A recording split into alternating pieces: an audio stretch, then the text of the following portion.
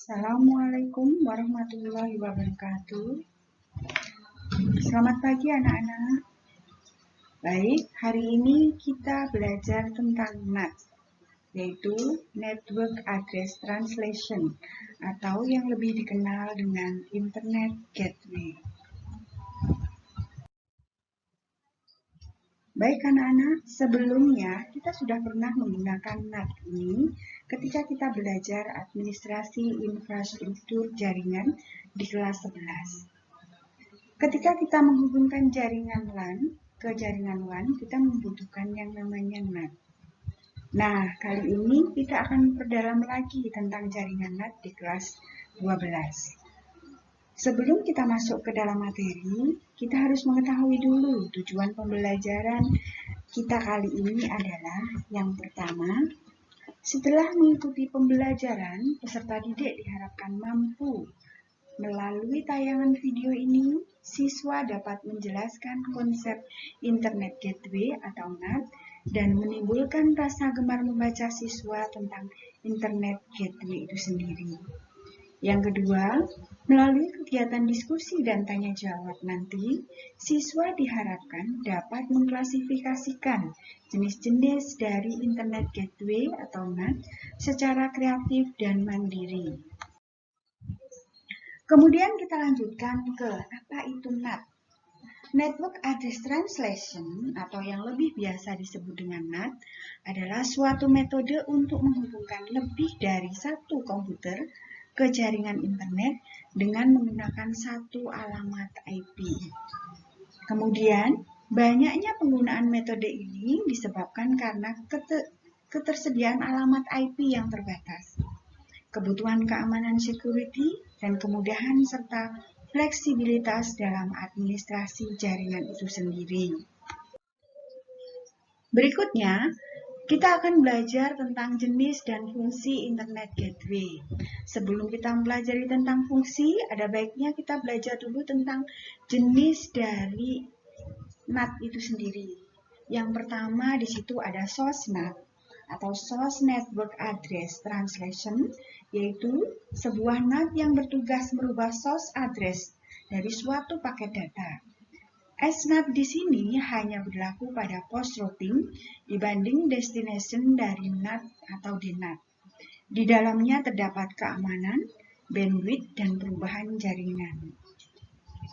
Yang kedua, destination NAT adalah sebuah NAT yang berfungsi untuk meneruskan paket dari IP public melalui firewall ke suatu host dalam suatu jaringan. DNAT hanya bekerja pada tabel NAT dan di dalam tabel NAT itu berisi 3 bagian yang disebut dengan chain. Ketiga chain tersebut meliputi yang pertama post routing, pre-routing, dan output. Setelah kita mempelajari jenis-jenis NAT, kita akan belajar juga tentang fungsi NAT, di mana fungsi NAT yang pertama di sini berguna untuk protokol converting. Karena gateway merupakan perangkat penghubung antara dua komputer dengan protokol yang berbeda, maka jika kedua komputer ingin saling terhubung, itu sudah menjadi fungsi gateway untuk menyesuaikan kedua protokol sampai bisa saling terkait dan terhubung.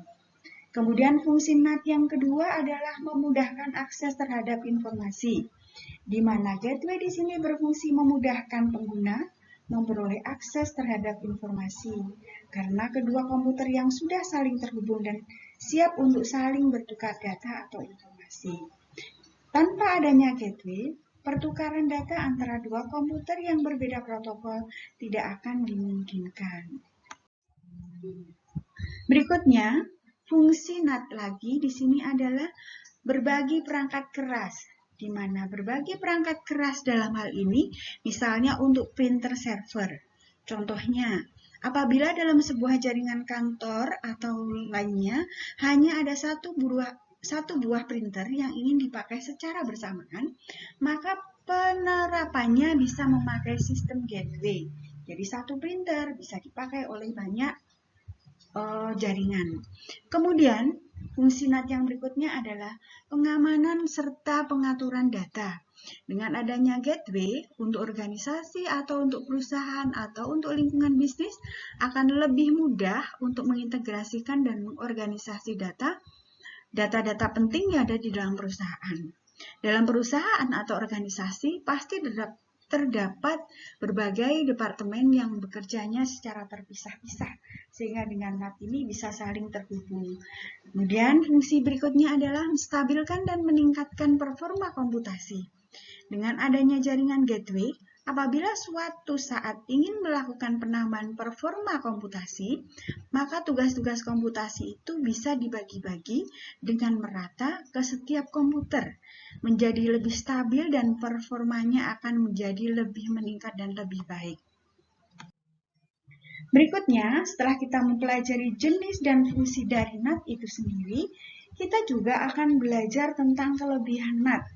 Di mana kelebihan NAT yang pertama adalah dengan adanya NAT dapat mengurangi adanya duplikasi IP address pada jaringan atau biasanya dikenal dengan konflik IP address.